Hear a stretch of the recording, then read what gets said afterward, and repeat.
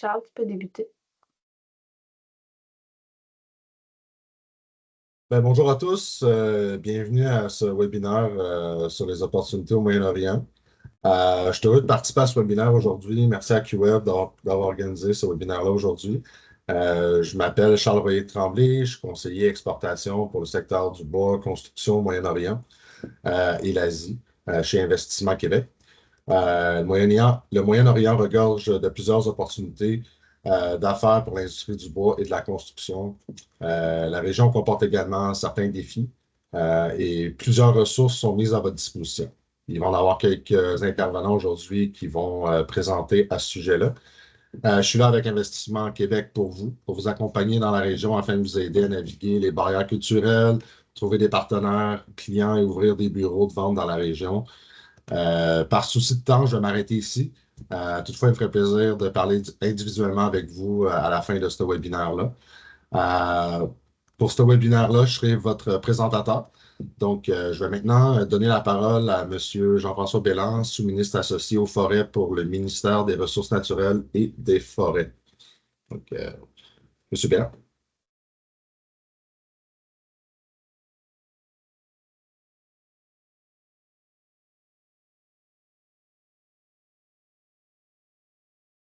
On OK. dirait que M. Bella a quitté. Oui, c'est ça, il s'est déconnecté, hein?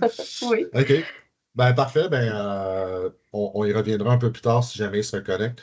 Donc, je vais passer la parole à Julie Forêt, Senior Trade Commissioner and Commercial à l'ambassade du Canada à Riyad, et Sajid Ikram, Trade Commissioner spécialisé pour le secteur du bois, infrastructure et clean tech. Il couvre les régions de l'Arabie Saoudite, République du Yémen, Royaume du Bahreïn et Sultanat d'Oman, pardon. Donc, merci beaucoup de prendre le temps aujourd'hui. À vous. OK. Bon matin, bonne soirée de mon côté à tous et à toutes. Je suis contente d'être avec vous aujourd'hui pour ce webinaire et aussi contente de partager le fait que lors de ma première semaine comme déléguée commerciale principale à l'ambassade du Canada à Riyad le dernier septembre, j'ai eu la très belle occasion d'accueillir Sven Gustaven et la délégation d'entreprises québécoises lors du Saudi Wood Show. Alors, une belle première semaine pour commencer mon affectation avec l'ambassade ici à Riyad.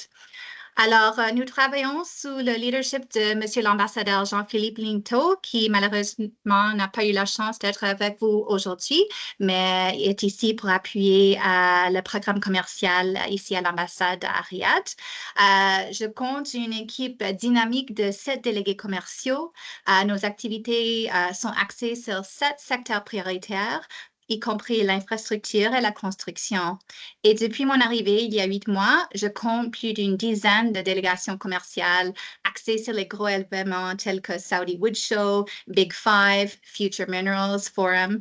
Nous avons eu des pavillons du Canada, des programmes de sensibilisation et des événements de réseautage qui ont mené bon succès et bon suivi.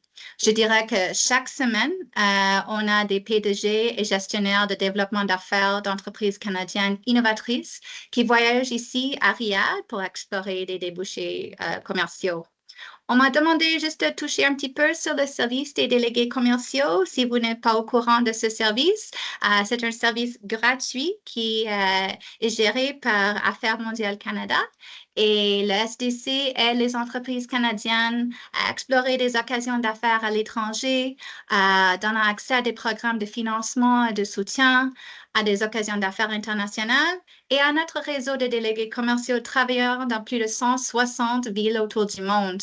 Nous comptons aussi également un réseau de bureaux régionaux au Canada. Nous travaillons très étroitement avec nos partenaires provinciaux, tels Investissement Québec, autres agences fédéraux telles qu'Exportation et Développement Canada, la Coopération commerciale canadienne et les associations commerciales et industrielles qui ont un mandat à l'international. Ici, dans la région du Golfe, nous avons un réseau de 5 bureaux, soit 2 aux Émirats arabes unis, à Dubaï, puis à Abu Dhabi, un ici à Riyad, et nous avons aussi la responsabilité du Yémen, du Oman, puis du Bahreïn. Et nous avons aussi un bureau au Koweït et au Qatar. Alors, juste quelques points sur la vision 2030 de l'Arabie saoudite. Cette stratégie de diversification économique positionne le pays comme un marché transformateur pour l'expertise canadienne dans les domaines tels que l'infrastructure, la construction, des technologies propres et des solutions intelligentes. Le marché de la construction saoudienne, y compris les gigaprojets ainsi que les méga-événements à venir, tels que le Jeu asiatique d'hiver 2029, Exposition universelle 2030 et la Coupe du monde de la FIFA en 2034, représentent des opportunités de transformation incroyables pour les entreprises canadiennes. Non seulement des projets à court terme, mais une porte d'entrée vers une économie de 2 000 milliards de dollars en pleine transformation historique.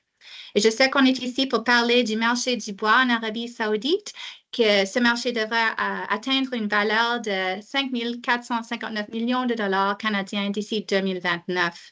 Et j'aimerais bien céder la parole à mon collègue Sajid Ikram, délégué commercial qui gère le secteur de l'infrastructure. And so he will continue a conversation to speak about the wood sector here in Saudi, talking about key trends and tendencies, as well as next steps for the Saudi Wood Show in September. Merci d'être content d'être avec vous ce soir, ce matin. Oui, allô? Thank you. Yeah. Je suis en train d'écouter la fin du QWeb, là. S'il vous plaît, fermez vos micros. Merci. Please go ahead, Sajid. Hi. Thank you, ladies and gentlemen. Thank you, Julie. In fact, you gave a very comprehensive detail about the market as well. Thank you, Sven and Charles and Natalie for organizing this event. And thank you to all our Canadian companies for being here, attending this webinar. So I will add something more on Saudi market. In fact, this market is land of opportunities, honestly speaking. And I'm living this country from last 16 years, and the amount of positive changings I am seeing now, I'm witnessing now, I never saw in the past. Saudi Arabia is again a land of opportunities. It's a G20 member country, only G20 member country in GCC countries. They are largest in population, more than 35 million population they have.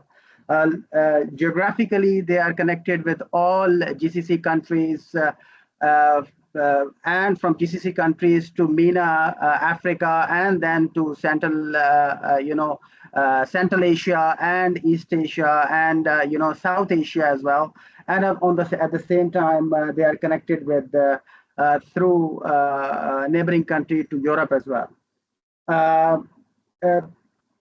Saudi Arabia, the transition, they started this transition in 2015. They started and on their Vision 2030, and since that time, their transition is from a Saudi traditional country to a modern Saudi Arabia, and again, it's under the leadership of current leaders. If we talk about wood demand, in fact, the general perception was that Saudi Arabia, maybe there is no wood demand or very less wood demand. However,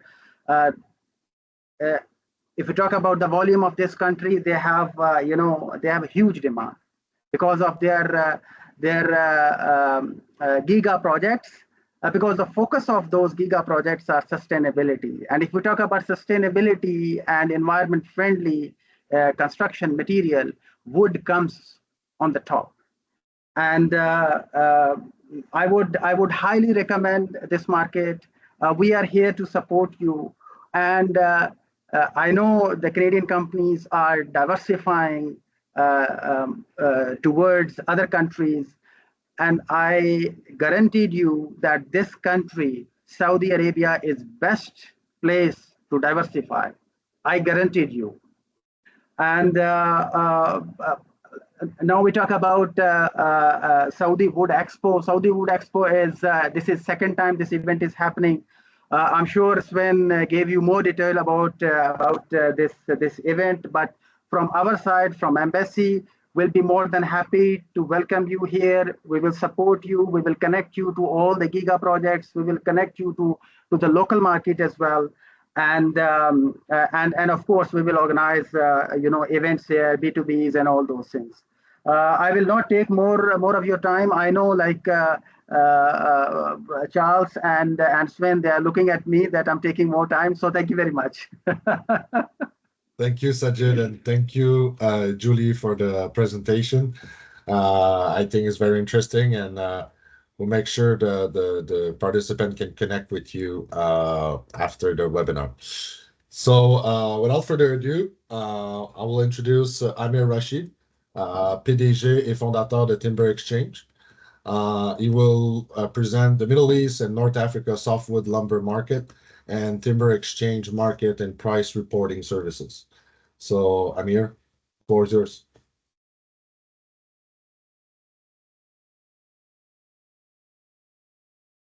Hello, everyone. How are we today? Can you hear me? Can you see me? Yes, it's all good. Okay, wonderful. Let me share my screen. 1 second.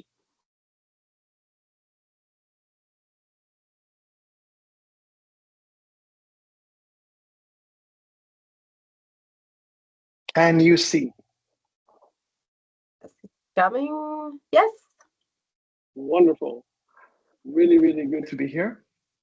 So this is a two combination presentation. The first half, around 15 minutes, will be on the MENA timber market, and the second half will be 15 minutes on in Timber Exchange. We have something which we call the Global Forecast Room, and we'll get there, but it basically analyzes production levels, inventory levels, and CIF prices around the world. So let's jump straight into it. So for the MENA timber market, we looked at three of the biggest markets, Egypt, Morocco, and Saudi. The import level is likely to remain stable, but construction is actually increasing in all markets. But wood consumption in other markets is likely to be unchanged, except in Egypt, where actually other industries are doing, other wood consuming industries are doing better. So let's start with the big picture, the MENA region as a whole. Last year, the region's GDP growth halved to 2.5%, but a recovery is expected this year with 4% growth. And the MENA timber market is projected to grow 9.5% per annum until 2028. And in total, when it comes to construction, there are $3.7 trillion worth of projects across all stages, with the majority being, as Mr. Ikram just said, being in Saudi Arabia. So let's deep dive into the three biggest markets. Actually, in this presentation, it's an abbreviated presentation, so it'll be just the two biggest. So Egypt. So here we can see Egypt's timber imports in volume over the past decades. And what is very, very clear, of course, which is the gray line, is that Russia, which used to be the market leader, has really essentially just disappeared. And today, the market leaders remain Sweden and Finland. And Sweden used to play a bigger part in, Finland used to play a bigger part than Sweden, but now Sweden has taken over.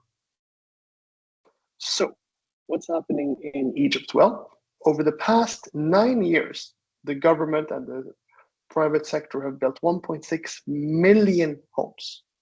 Last year, the construction sector grew by 6%, and the residential construction market last year reached a value of $19 billion, and it's expected to keep growing at 8% per annum until 2029. There have been two major projects announced, the 21 billion South Med project and the 35 billion Ras Al Hekma project. And that is, the second project is actually what we can see here in the background. How's the housing market doing? Egypt has a very generous and large social housing program. Last year, the government added 14 additional cities, and they built 165,000 social homes. And the government plans to build a further 550,000 of these as well. How's the timber market going? This is a bit of an old report. The latest data is available inside of the Timber Exchange platform. So, at the point when this presentation was made, there were 800,000 cubic meters in the Alexandria port area, which is the equivalent of Taisang or Tokyo Lumber Terminal. 25 millimeters in all grades is in very, very high demand, and in low demand, unfortunately, are 38 and 50 millimeters. The construction sector is very active, as well as pallet and packaging, but the furniture sector is not performing so well. But this is, I believe, personally will change in the near future. What about Saudi? Here we can see Saudi's timber imports over the past decade.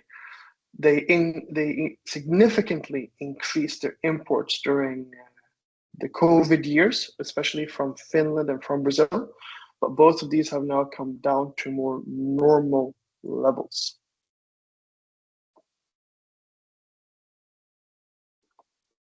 How's the construction sector doing in Saudi?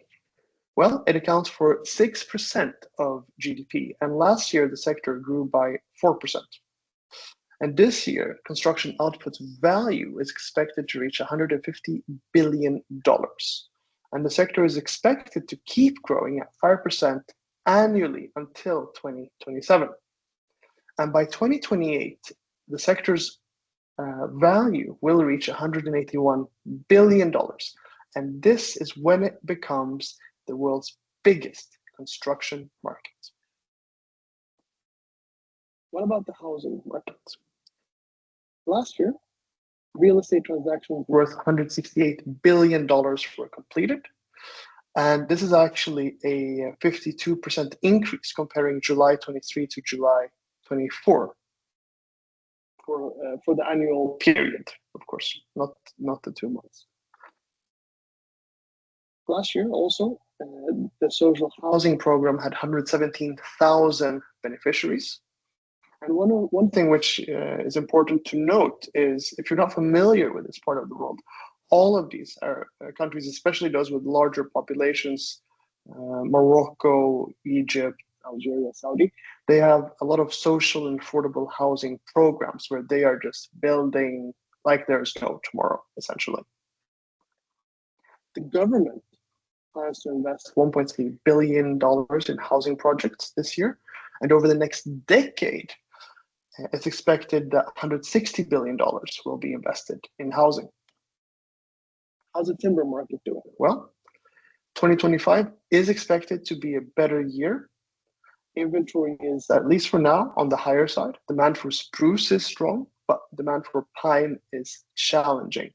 And the local market is experiencing some delays with payments, which is affecting cash flow. That was the first half.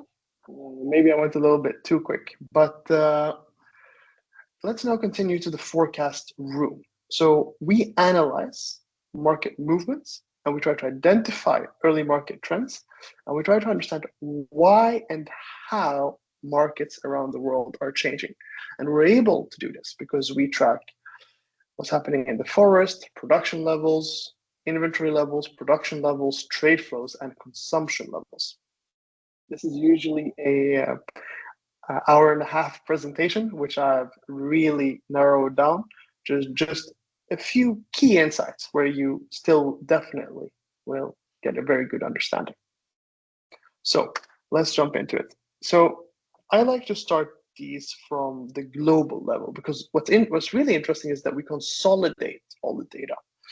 And one of my favorite things is to actually consolidate all the inventory levels around the world. And it's very interesting when that happens, where you see some interesting patterns. And usually what we can say is the global inventory level is usually between 20 and 22 million cubic meters. And when it's at 20 million, the global market is extremely hungry for lumber. When it reaches 22, the market starts saying, up, especially the demand side, buyers start saying, up, I don't need more. But what's happened twice over the past 2 years is it reached 23 million. And that is when the market just turns off.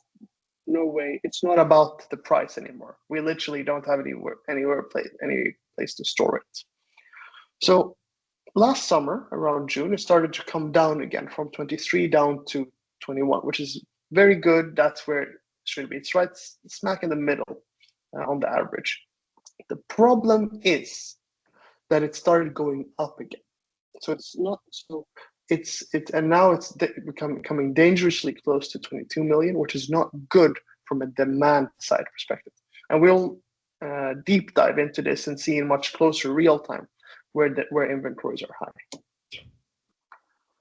So what's the conclusion? That inventories are increasing again. They're near the top of the range at 22 million. Shipments are slowing down, approximately 1 million less per month. But when you consolidate all the housing permits and housing starts around the world, housing permits are stable, but housing starts are increasing. The effect of this is that high inventory levels lower market confidence. Lower shipments could point to lower demand, but we need to explore inventory levels to see more. And it's actually really good news that housing is doing so strong or much better compared to before. And let's deep dive a little bit deeper into the data to explore it, shall we? So for example, over the past 1 year, roundwood roadside prices in Finland for pine have increased 18%. So there definitely is some pressure for them. And in Germany, spruce prices have increased around 10%, but pine prices are quite stable. On the production, for example, we can see that the production of Finnish redwood is on the way up, both pine and spruce. It's up quite significantly, looking on month and month. So what does this tell us? Stability in the Baltics, for example, Latvia, or what's happening. For example, in Latvia, the production is stable. We can see also that production in the Nordics is higher, but also more expensive. And we can see that Canada and North America, when you put the two together, the production is stabilizing at a new normal. So how does this affect the market? Well, it means that the Nordics, they have more to sell, and there's pressure for them to increase the prices. And they, of course, are heavily dependent and affected by the improving domestic and European situation where consumption is actually increasing. So that's very good for the global balance. And we believe also that North America is quickly becoming more import dependent.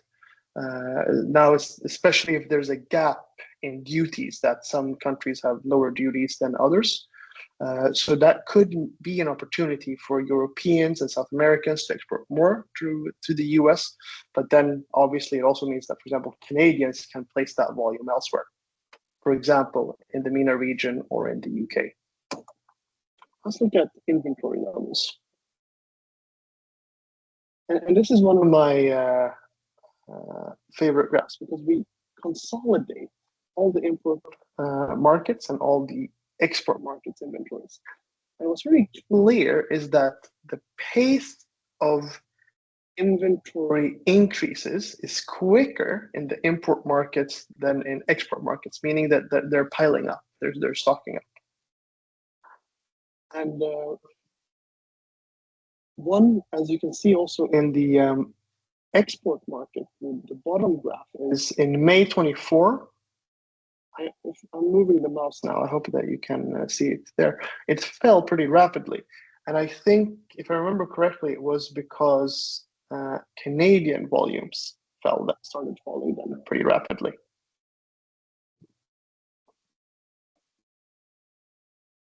Here we can see one of the key markets, of course, for Scandinavians is Egypt. The main port there is called Alexandria. And as a rule of thumb, you can say that when Alexandria has 500,000 cubic meters in stock, the market is very, very hungry. When it reaches 1 million, the market starts saying, I don't need more. And as you'll see in a little bit, the Scandinavians, at least for the past 5 months, have been shipping a huge volume to Egypt. So the market is at the top edge, on the top of the range of what it usually can handle. So for now, inventories are high there. I was requested by Sven to mention Iraq, for example. Their inventory levels are on the higher side as well. So what does this tell us? And please do keep in mind, this is a very abbreviated version. I've removed 70% of slides. But so what does this tell us? US inventory is very sticky, and this affects immediate demand. Nordic spruce inventories are going in divergent directions, meaning some markets have very high spruce inventories, some have very low. On the demand side, inventories there are increasing quicker than the supply side. And some key markets around the world, like Egypt, Japan, and China, their inventories are from medium high to high, we can say. And the effect of this is that high inventory levels on the demand side, meaning on the customer side, that is a real market risk if that volume is not consumed. But also, if prices actually rise, that could actually motivate the local buyers in those markets to start buying now rather than being passive. So that would actually help the consumption. What's happening on the price side? We track something which is really, really interesting. We call it the Global Lumber Barometer, 3 months price out. And we asked 100 plus market leaders from around the world that produce, trade, import timber. Collectively, they represent somewhere north of 13 million cubic meters. That's more than 10% of global production capacity. And if we start with looking on the left side, this summer, in red, almost 50% believed prices would keep falling in the coming 3 months. But over time now, nobody believes in falling prices. And going back to the top left, last summer, almost nobody believed in increasing prices, but now that's the vast majority actually. And in 2 weeks, we do this survey every 2 months. Now in 2 weeks, in the middle of May, we're doing the second survey, or the new survey. And what we can see is, here's a basket of a few different products in different qualities. And what we can see is prices in the MENA region for medium quality products range from around $250 to $320 approximately, depending on the market. So it's quite good. And so it's been a pretty good increase, actually. It's stabilized. It was pretty stable between September and December. And then we started seeing some movement again, and we expect this to continue. And we have launched a global timber or lumber price survey where we survey the market for almost 100 key specific lumber products across the world in, I believe, 27 different lumber markets: Algeria, UK, Germany, France, MENA region, of course, and a bunch of other markets. And this survey is done in full compliance with competition law. And the International Chamber of Commerce has a certification, actually, which is called ESOMAR, and we just became certified by them 2 weeks ago. So we're very, very proud, and a lot of quite big companies, I have to say, are actually contributing to this survey. And the survey is completely anonymous and confidential. And the results are then published on our platform, which you as members can access. So what's the conclusion and the effect of this? The outlook for prices is still high and possibly improving. Prices are increasing in many places, but not all. Sideboards are in high demand in all markets. Essentially, that's one of the key takeaways from the Dubai Wood Show, actually, where we hosted, my team and I hosted and moderated 15 panel discussions, among others with Russ Taylor, with Mercer, and with Canfor.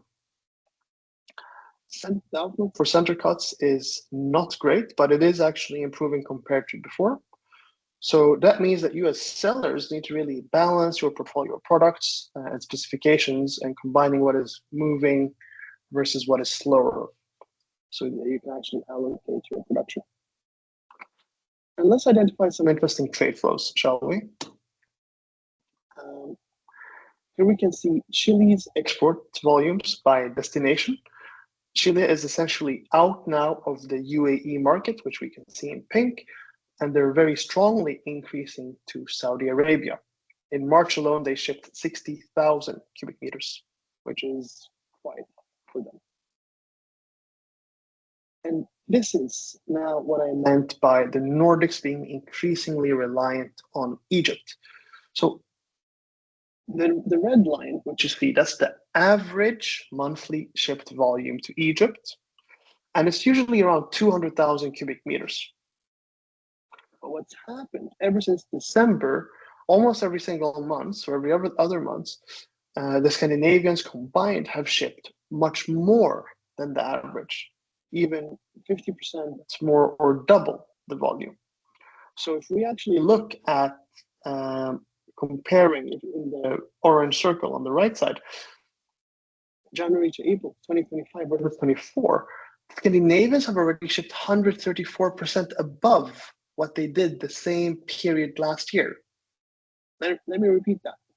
The Scandinavians have already shipped 134% more volume to Egypt than what they did last year.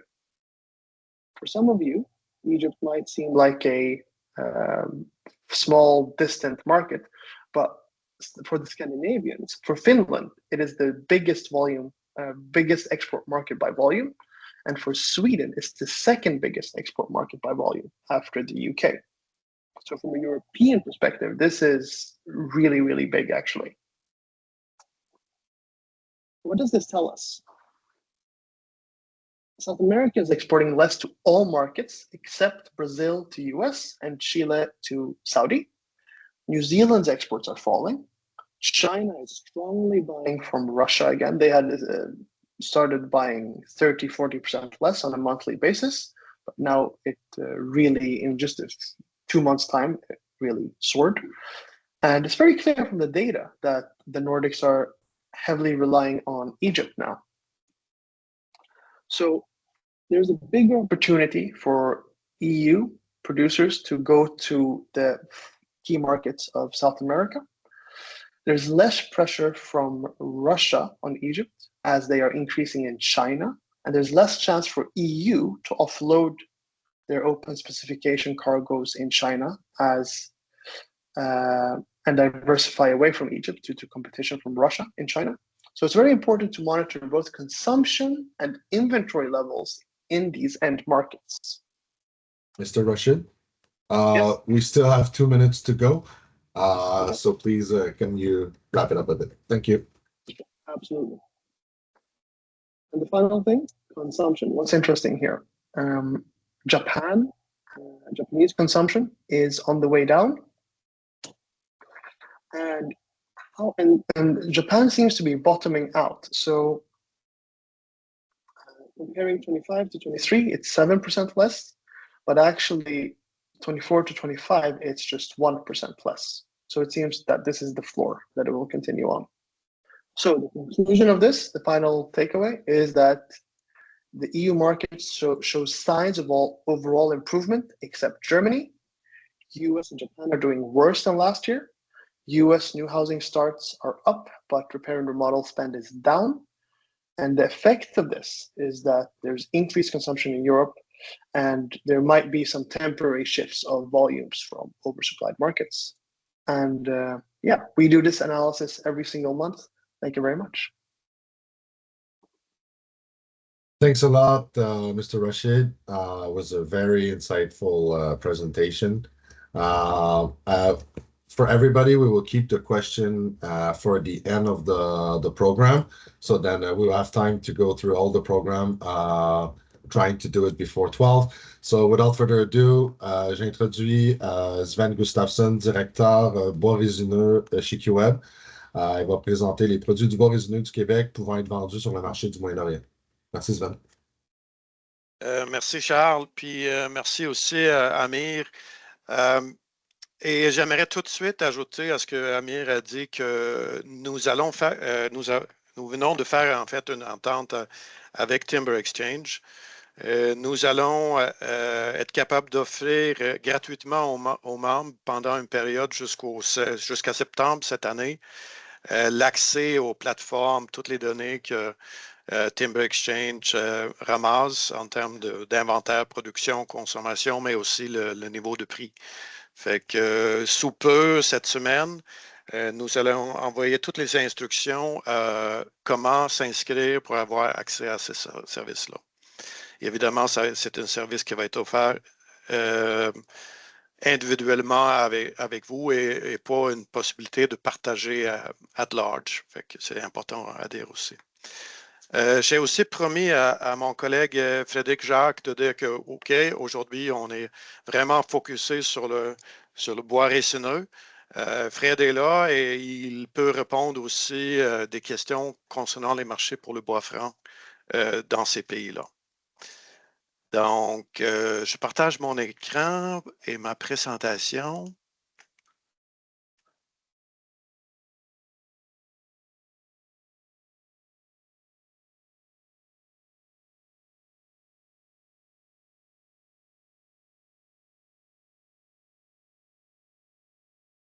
Nathalie, est-ce que tu vois mon écran? Ouais, c'est parfait. Tu peux y aller. Good. Fait que, comme Amir vient de mentionner, on arrive de Bywood Show, donc notre webinaire aujourd'hui, ça tombe vraiment pile. On a beaucoup d'informations fraîches des marchés. Vous voyez, par exemple, ici, Amir qui mène la discussion lors d'un panel, puis le kiosque de QWeb à Dubaï. Moi, quand je regarde les possibilités d'exportation, mais mon premier réflexe, c'est évidemment de regarder où est-ce qu'ils consomment nos dimensions, les produits qu'on produit tous les jours pour le marché nord-américain. Et j'avais ce tableau-là déjà il y a un mois quand on parlait de l'Angleterre. Maintenant, j'ai mis l'emphase, bien sûr, sur le Moyen-Orient et le Pakistan et Inde. Et le volume de bois nord-américain est beaucoup moindre qu'en Angleterre, par exemple. Mais quand même, il y a un petit volume, 100 millions à peu près, au MENA, Moyen-Orient, puis un autre à peu près 50 millions, Pakistan et Inde. Encore une fois, c'est des chiffres approximatifs, donc il ne faut pas tenir ça comme des chiffres exacts. Là. Mais quand même, nous voyons que 1 à 2 4 à 5 dans le cas de Pakistan et Inde sont faits en nos dimensions. Donc, ça nous dit que oui, il y a une petite possibilité, mais pour avoir accès à un plus gros part du marché, il faut aller regarder des dimensions plus spécifiques pour ces marchés-là. Donc, la question, c'est la dernière fois, c'était un bulldog, pitbull anglais. Maintenant, c'est le chameau. Qu'est-ce qu'il a besoin en termes de bois? Quel type de bois qu'on peut vendre au Moyen-Orient? Et moi, j'ai séparé ça en 3 segments. La construction, la menuiserie et l'industriel. Et là, construction, on ne construit pas en bois au Moyen-Orient. Donc, quand il parle de bois de construction, c'est un bois qui sert pour le coffrage et l'échafaudage. Pour le menuiserie, c'est des portes-fenêtres en grande partie, un peu de meubles et moulures. Et l'industriel, c'est à peu près comme chez nous, c'est surtout l'emballage. Structure de meubles, une petite partie, mais le gros, c'est toujours l'emballage. Ici, j'ai aussi marqué les produits qui dominent dans chaque segment et les fournisseurs, les pays les plus importants. Et le premier segment dans la liste, donc le bois de construction, ça a l'air de ça. Ça a l'air de construction en béton qui utilise beaucoup de 3x3, 4x4 pour les poteaux entre chaque étage lors du coulage de béton et des planches qui fait les formes en haut, des planches comme Amir vient de mentionner, 25 mm, 22 mm et des fois 19 mm. C'est un marché qui change, qui évolue, où il y a une compétition, bien sûr, entre le bois et l'acier, entre le bois brut et les produits d'ingénierie, comme des poutrelles en I, en principe. Là. Et pour l'échafaudage, c'est un marché de bois solide, LVL, lamelé collé, plusieurs différents produits qui entrent dans le marché d'échafaudage. Et il y a beaucoup de bois carrés comme ça. Le bois de Québec peut, après avoir pris un peu de couleur sous le soleil de l'Arabie Saoudite, ça a l'air de ça. Ici, un produit qui vient d'arriver de l'Autriche en comparaison. Ce n'est pas seulement du bois carré, des 3x3, mais aussi du 1x4, 2x4, 2x6, etc. La Roumanie, ici, c'est un autre exemple. C'est un gros fournisseur avec l'Autriche dans ce créneau-là. Et là, pour montrer encore plus en détail, ça peut avoir l'air de quoi une demande de bois. Ici, elle provient de l'Arabie Saoudite.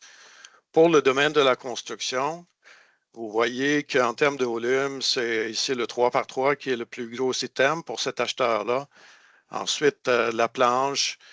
Et vous pouvez aussi remarquer que la dimension exacte peut varier un peu. On parle de 25 par 100, 22 par 100. Ici, il veut peut-être sauver un peu sur le scale, ce client-là, fait qu'il demande 22 par 96. Même chose pour le 3 par 3. Il ne demande pas de 75 par 75 mm, mais plutôt un 70 par 70 parce qu'il essaye de gagner partout. Ça, c'est la plus grosse spécification qui comprend plus de dimensions, qui comprend plus de largeur. C'est une spécification où le Roumain et l'Autriche dominent complètement. Il est très difficile pour nous parce qu'ils demandent surtout presque uniquement de 4 mètres. Un autre marché qu'on n'a pas mentionné encore aujourd'hui, où le Québec a quand même historiquement été assez présent, c'est l'Israël. Et là, les dimensions pour la construction sont un peu plus proches de nos dimensions standards. En fait, le plus gros système, c'est une 42 ou 44 par 98 ou par 100. Et la planche qui va avec ça, elle a 22 par 98 ou 22 par 100. Et on a rencontré plusieurs acheteurs israéliens à Dubaï. Ça semble être un marché où ça bouge actuellement et la demande est là. Pour la menuiserie, traditionnellement, c'était des portes et des fenêtres en pin en Égypte, en Arabie Saoudite. Ils sont toujours présents comme produits. Mais aussi dans ces marchés-là, les habitudes changent. Donc, c'est plus des produits nouvelles, plus modernes, où le bois sert plus comme une structure de porte. J'ai pris une demande du Pakistan comme exemple pour le marché de la menuiserie parce que là, quand même, il y a une demande pour le SPF. Donc, on a ici exemple 2 par 10, 2 par 6, stade 2 par 6. Et aussi, ce qui est spécifique pour le Pakistan, c'est devenu un marché pour le pain blanc. Ici, le client indique de la planche 1 pouce, mais le 6 quarts est aussi un assez gros item pour le marché pakistanais, justement. Le bois industriel, il est connu pour nous. Il y a un marché pour les string pallets, même si les block pallets, c'est probablement une plus grosse partie du marché. Et un autre exemple que je donne, c'est pour les bobines de câbles. Il y a aussi des fabricants dans la région qui ont une demande pour un SPF ou qui fait bien la job dans ce domaine-là. Les palettes ici, c'est une photo qui vient d'Israël, mais je pense que le bois a été importé du Canada, un fabricant avec une tempe de MLB, en fait. Voici un exemple assez typique. Ça vient directement d'un client qu'on a rencontré à Dubaï il y a 2 semaines, qui a une gamme que j'ai trouvée sur son site web de produits, différents types de palettes et des boîtes, etc. Et on a sa dimension en matière première qui est assez longue. Et je pense que ceux parmi vous en ligne qui fait des composants de palettes, ça ressemble pas mal à ce qu'on est capable de faire pour le marché nord-américain.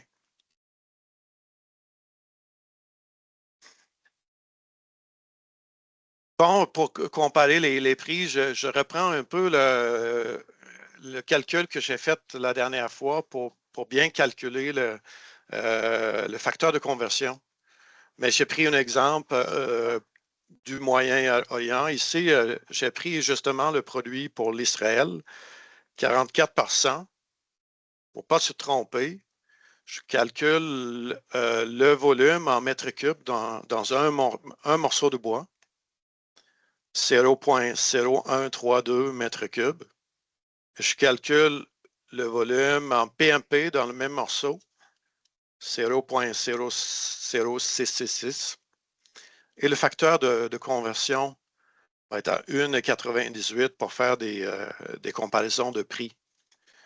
Ça, c'est une partie de la vérité parce que, évidemment, quand tu fais une dimension 44 par 100 au lieu de 38 par 89, tu consommes plus de fibres pour faire le même morceau, mettons. Ici, en fait, c'est Pierre Bédard de USNR qui avait préparé une présentation il y a quelques années pour nous et qui compare la consommation en fibres ici pour la première ligne sur le marché nord-américain. Deuxième, c'est de faire le 44 mm pour l'Israël.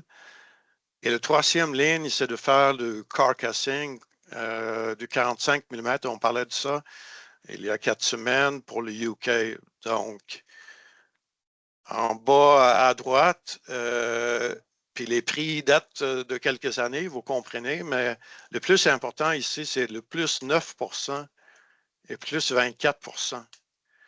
En principe, qu'est-ce que ça veut dire? Pour vendre le produit en Israël, il faut que le prix soit 9% plus élevé pour être égal avec qu'est-ce qu'on obtient en Amérique du Nord. Et pour le carcassing en Angleterre, c'est 24%. Donc, c'est assez important et ne pas oublier.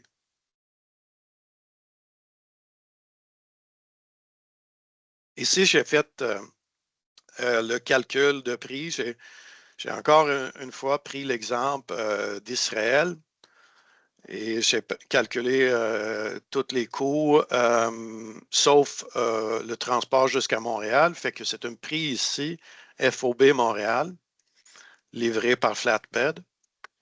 Donc, le prix actuel du jour équivaut à peu près 700 $ canadiens, 2000 PMP FOB Montréal. Là, je n'ai pas pris compte de le calcul de la consommation de fibres additionnelles pour faire ce produit-là.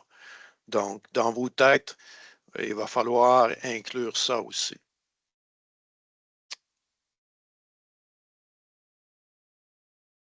Amir a déjà parlé de nos compétiteurs sur le marché. Et moi, j'ai sorti quelques comparaisons de taux de change entre le dollar canadien et ici avec l'euro. Et le dollar canadien a perdu contre presque tous les autres monnaies les dernières 5 mois à peu près. Donc, on peut dire qu'on est devenu dernièrement plus compétitif avec les fournisseurs qui travaillent en euros. Et Amir a parlé aussi à beaucoup des fournisseurs suédois. C'est un peu la même situation. Pendant les 4-5 derniers mois, le dollar canadien a perdu à peu près 10% vis-à-vis la couronne suédoise. Donc, ça nous rend pour le moment plus compétitifs sur le marché. Amir a déjà parlé des coûts des grumes de nos compétiteurs et ça a augmenté beaucoup, fait que leur production est pas mal plus chère qu'il était. En termes de coûts de transport, j'ai comparé ici transport vers l'Alexandrie en Égypte, de Montréal, Göteborg en Suède, Koper, c'est le port des Autrichiens, Riga, Saint-Pétersbourg, pour les Russes, c'est surtout les Baltes. Et vous voyez les différences. On est plus cher. L'écart n'est pas énorme avec les Scandinaves, mais c'est certain vis-à-vis les Roumains et les Autrichiens, on a quand même un désavantage important. On a aussi un risque géopolitique en termes de transport. Voici la situation il y a quelques mois quand les hostilités étaient aiguës dans la région de Yémen et toutes les porte-conteneurs qu'il fallait qu'ils traversent, qui font le tour de l'Afrique pour se rendre en Asie. C'est ça. Nos options en termes de transport, c'est donc par conteneur qui est le premier réflexe. Le break bulk peut être une alternative, mais seulement pour des quantités plus importantes. Donc, c'est pour plus tard quand on a un commerce qui est comme bien rodé. Je termine avec quelques recommandations. Il faut apprendre et connaître les segments du marché. Moi, je pense que ce qu'on a vu au QWeb les 15-20 dernières années, la meilleure plateforme pour bien apprendre et rencontrer des clients de toute la région, c'est le Dubai Wood Show. Je suis honnête avec tout le monde, ce n'est pas des marchés très faciles comparés avec d'autres. Donc, si votre équipe commerciale est limitée, il est souvent préférable de travailler avec un intermédiaire. Les accords doivent être clairs pour réduire les risques. Commencer par des petites quantités par conteneur pour gagner en confiance de qualité et connaître le client, s'assurer que le client est fiable aussi.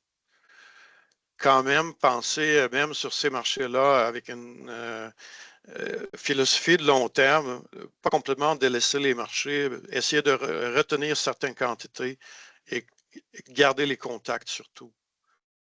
Les expéditions en vrac est une possibilité pour couper des coûts, mais seulement quand on a des plus grosses quantités.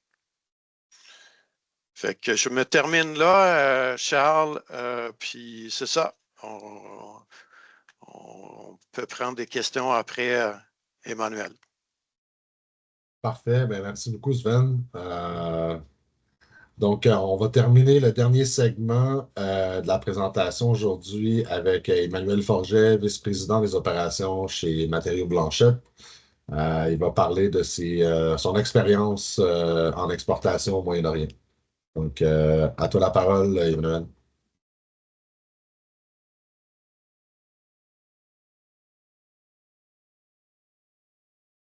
Bonjour tout le monde, est-ce que vous m'entendez? Oui, on t'entend et on te voit. Bon, vous voyez la présentation aussi? Absolument. Bon, bien super, bien merci, merci de l'invitation. Je vois que le temps avance. Étant le dernier, ben, je vais essayer de faire ça court. Je voulais vous présenter, bien, première des choses, un cas vécu. Un cas vécu sur un petit peu l'historique, qu'est-ce qui est arrivé dans les décisions qu'on a prises dernièrement chez Matériaux Blanchette. Puis je prends quelques secondes pour vous dire là, pour qui je travaille. En fait, Matériaux Blanchette, c'est une entreprise qui a été fondée en 1958. On est un sieur québécois d'une production de 300 millions de PMP annuellement. On a 2 usines, une à Amos, une à Saint-Pamphile, donc les 2 au Québec. Et puis, on a une présence sur les marchés outre-mer depuis plus de 30 ans. Et surtout, le Moyen-Orient est une d'entre elles. Ben, pour ma part, c'est ça, c'est Emmanuel. J'ai été aux ventes une bonne partie de ma carrière chez Matériaux Blanchette. Et puis, j'ai participé aussi à plusieurs visites au Moyen-Orient pour aller voir les clients, pour aller me tremper dans ce marché-là, aller comprendre un petit peu plus. Moi, historiquement, j'en avais fait dans mon ancienne vie, travailler pour ma famille, c'est Claude Forgette à l'époque. Et puis, on avait fait du bois pour le Moyen-Orient il y a au-delà de 30 ans. Donc, on a continué à en faire tout un bon bout de temps, puis c'était surtout du 3x3. Alors, chez Matériaux Blanchette, évidemment, le 3x3 était aussi le produit qu'on a décidé de garder parce que, bon, tout le monde, on a vécu les dernières années les marchés externes, autres que les marchés nord-américains, valaient un petit peu moins la peine pour plein de raisons. Ensuite, il y a eu la pandémie aussi qui nous a fait en sorte que, bon, le marché qui payait le plus était nos marchés à nous, entre autres celui de nos voisins. Mais on avait quand même pris la décision de garder un pied dans le marché du Moyen-Orient, principalement l'Égypte et l'Arabie saoudite, pour garder le lien avec ces clients-là. Puis, bon, on connaît l'historique du bois, hein, c'est des marchés cycliques qui viennent et qui repartent, le prix bouge, et puis des fois, c'est le fun d'avoir un plan B. On le voyait comme ça. On a, bon, je fais un petit historique. Bon, lors du premier voyage que j'ai fait en Arabie, si on veut, et puis en Égypte, il y a environ 10 ans, il y a quelque chose qui m'a frappé. C'était vraiment le bois canadien, quand on le comparait aux autres produits, les produits des pays compétiteurs, les pays compétiteurs qui sont l'Europe, la Scandinavie, les pays scandinaves principalement, les pays baltes, Russie, etc. Moi, je trouvais que nos produits étaient de moindre qualité quand on les comparait. On voyait beaucoup de nos produits qui étaient verts il y a 10 ans, puis la tendance vers le sec commençait à se faire sentir chez la compétition. Je pense aussi que, c'est mon impression, mais à valider, je pense aussi que la perception des scieurs québécois vis-à-vis les marchés du Moyen-Orient, entre autres pour le 3x3, c'était pas perçu aussi bien, si on veut, que les marchés nord-américains. Moi, j'ai l'impression que ces marchés-là étaient perçus comme un marché de débarras un petit peu. Bon, on a du surplus, le 3x3 ne vaut pas très cher, on va faire du 3x3 puis on va envoyer ça là-bas, on va s'en débarrasser. Puis encore là, je le dis avec ma perception puis mes yeux à moi, mais un coup rendu là-bas, j'ai vu des conteneurs s'ouvrir, des paquets de bois sortir de là. Le bois était mal emballé. Les pièces, quand ils sortaient du conteneur, bon, ça avait l'air un peu comme des cure-dents qui sortent du pot à cure-dents, là, puis qui s'étale par terre. Bien souvent, le paquet ne se tenait plus. La couleur du bois avait changé déjà. Évidemment, le bois avait été mis dans un conteneur, avait traversé l'océan, était rendu au Moyen-Orient, puis ouvert quelques mois s'étaient passés, mais le bois avait déjà commencé à moisir un peu. Et puis, forte présence de défauts, comme entre autres les défauts géométriques, là, la flash. plus quand on les comparait avec les autres produits. Alors, moi, j'ai eu une déception. Je me suis grandement questionné en me disant, bon, la perception des clients du Moyen-Orient, entre autres Égypte et Arabie Saoudite, qu'est-ce qu'ils pensent du Québec quand ils voient ça? Et puis, il y a une analyse qui a été faite par la suite, puis on s'est dit pourquoi on ne pourrait pas changer vers des produits secs. Je vous montre un petit peu sur les photos qu'on voit ici. Là, ça, c'est du bois de la Suède, je m'excuse, qui rentre au Moyen-Orient. C'est un voyage qui a été fait l'année passée là, dans la mission commerciale en septembre. C'est du bois qui était sec, qui est emballé. C'est du grade filerie, comme on a eu pour plusieurs scieurs à le faire. On voit qu'il y en a de la flash. On voit qu'il y a un petit peu de torsion. Mais c'est un produit quand même qui est d'une couleur uniforme. Puis quand on regarde, nous, nos produits, là, malheureusement, ce que je vous montre, c'est pas le plus beau paquet. C'est un paquet qui a été coupé en deux.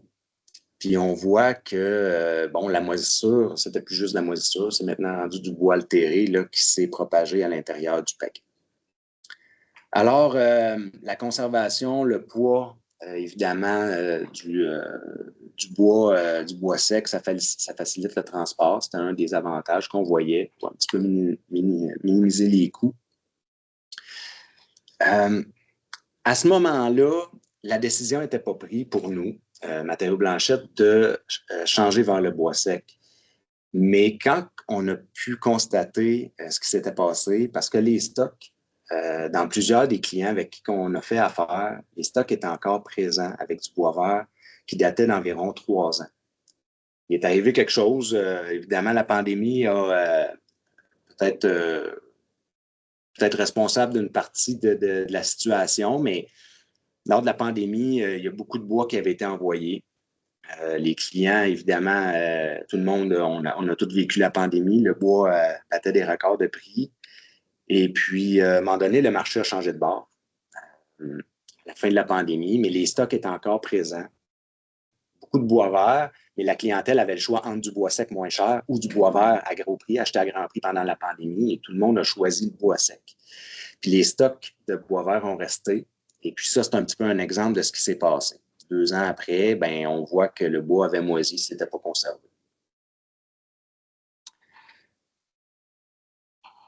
Alors, suite à ça, on a pris la décision de passer au bois sec. C'est un petit peu, c'est sûr que c'est un petit peu plus compliqué que juste de faire du bois vert puis d'envoyer ça brut là-bas. Ça implique plein de choses. Entre autres, le raboter. Ben, le sécher, premièrement. Ce qu'on s'est dit, c'est qu'on ne visait pas le 19 et moins pour faire du codé. L'idée, c'était juste que le bois se conserve, qu'il reste emballé, mais qu'il ne moisisse pas. Alors, on a visé plus du 19-21 en moyenne sur les produits. On l'a séché. Évidemment, ça prend l'accréditation du CIFQ pour avoir la bonne option, pour être évidemment l'option pour pouvoir l'étamper acheté. On voit un petit peu le résultat avec ça, c'est une image qui peut représenter là, la quantité de défauts géométriques là, qu'on avait laissés dans les paquets. C'est du bois qui date d'environ 8 mois. On a refait 2 autres productions depuis ce temps-là. La clientèle, l'appréciation était, selon ce que j'ai su, était bonne. Les gens ont apprécié. Je vous montre un peu là, les paquets, ce que ça peut avoir de l'air. Puis j'en ai fait les 2 de nos usines en ont produit. Le bois qu'on voit ici, là, c'est du bois d'Abitibi, la région d'Amos. Puis le bois ici, là, c'est du bois de la région de Saint-Pamphile. On voit aussi là, le produit fini emballé. Évidemment, on n'avait pas les toiles de la bonne dimension. Il a fallu trouver un moyen de s'en sortir de ce côté-là. Aussi pour pallier au fait du du transport et puis des paquets de bois qui, quand ils sortent du conteneur, qui ne ressemblent plus à la même chose que quand ils ont rentré dans le conteneur. On a mis du strapping plus large et avec une pression plus forte. Ça donne un peu une idée de ce qu'on a fait, puis on pense pas revenir en arrière, on pense pas retourner au bois vert pour toutes les raisons expliquées. Alors, ça conclut un petit peu ce que je voulais vous expliquer. C'était le cas vécu, si on veut, la pensée que je voulais vous partager. Ben, merci beaucoup, Emmanuel. Tu as fait ça vite. Merci beaucoup. Ben, on va prendre les questions. J'en ai vu quelques-unes dans le chat. Les personnes, est-ce qu'ils peuvent ouvrir leur caméra et micro, Nathalie? Ils peuvent ouvrir leur micro, mais je leur demanderai de lever la main avant de prendre la parole, s'il vous plaît, que je puisse l'activer. Parfait. Donc, on va prendre les questions là, pour n'importe quel de nos intervenants. We'll take questions for any of our panelists today. J'ai vu qu'il y en avait dans le chat, là.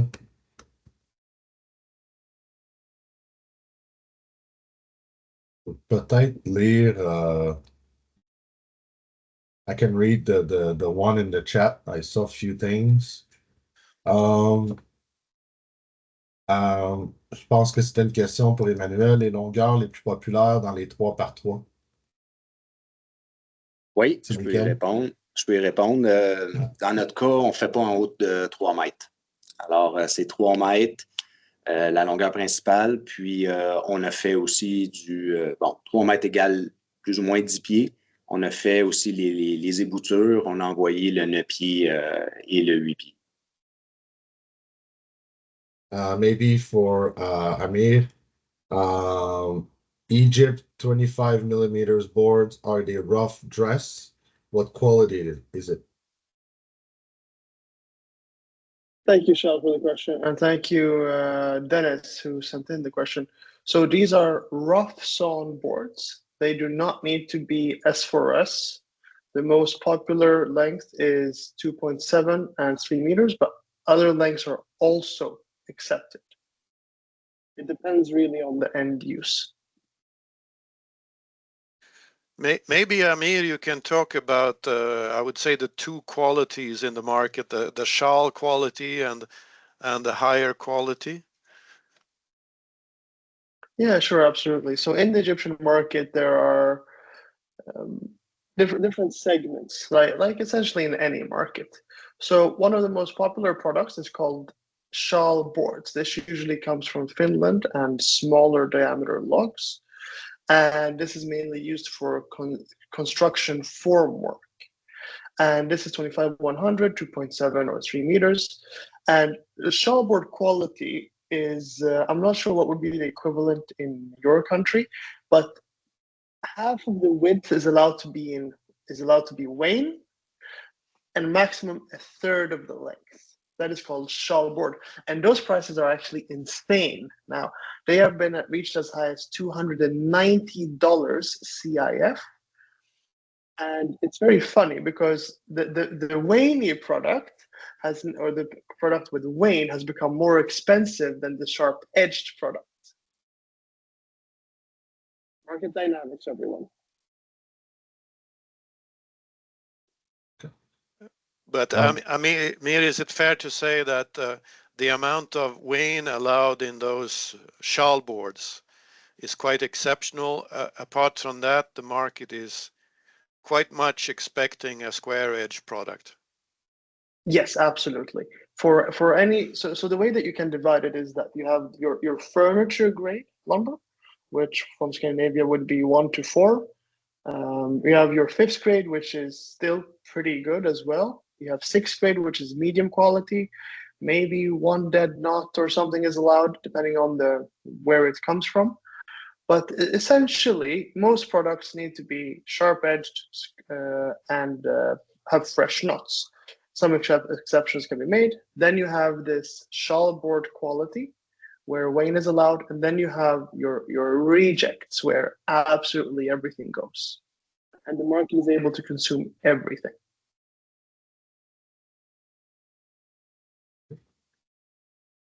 And I want to say also that Matériaux Blanchet is an extremely popular brand in the market, and it's the crème de la crème, actually. And I have grown up hearing so many great things about Matériaux Blanchet, and my wife always asks me, Amir, what the hell is the difference between all of these brands? I'm like, darling, you know Louis Vuitton?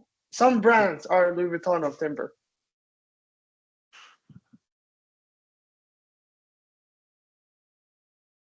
OK. Est-ce que quelqu'un, on va donner peut-être une petite dernière chance si quelqu'un veut poser une question dans les participants. Si vous avez une question, levez la main. Sinon, je pense qu'on va conclure. Charles, j'ai une autre petite notion que je veux parler. Emmanuel, il a parlé du changement fait du bois vert vers le bois sec, dans son cas. Il y a l'autre marché qui est le bois traité anti-stain. Donc, ça, c'est le produit qui vient de la Roumanie et l'Autriche, surtout. Il se présente très bien, mais c'est vraiment un bois vert.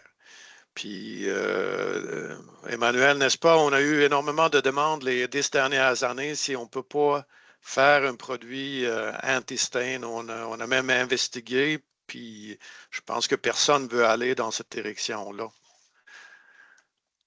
Effectivement. Moi, je dirais peut-être aussi, je vais en profiter à la fin pour dire que pour nous, pour Investissement Québec, vous en avez parlé un petit peu, le Sven, mais on a aussi un bureau en Israël, donc bureau du Québec en Israël. Donc, si jamais vous visez ce marché-là, pas pour le moment, mais bientôt, lorsque Trump va avoir son bout de terrain, on devrait être capable de retourner dans les bureaux. Donc, c'est ça. Donc, probablement, là, d'ici un court laps de temps, on va être capable de rentrer au bureau en Israël. Donc, mais pour le moment, il n'y a pas d'activité, mais sachez qu'il y a un bureau du Québec dans la région. Donc, c'est ça. Puis pour tout ce qui est le Moyen-Orient, Arabie Saoudite, Dubaï, on travaille avec nos collègues là, des ambassades comme Sajid.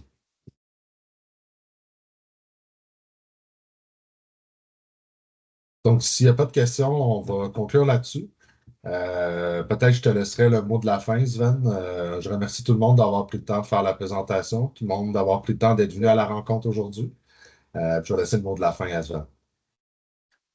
Merci de ma part. Puis venez vers nous avec toutes les questions. J'ai déjà partagé toutes les leads qu'on a obtenus à Dubaï la semaine passée. Et des fois, ils peuvent être un peu peut-être pas faciles à comprendre. Donc, on est là pour répondre à toutes vos questions. Là. Merci. Merci beaucoup. Donc, bonne fin de journée. Merci. Thanks, Sajid. Bye. Salut, Amir. Thank you. Good night. Bye-bye. Have a good day. Bye-bye.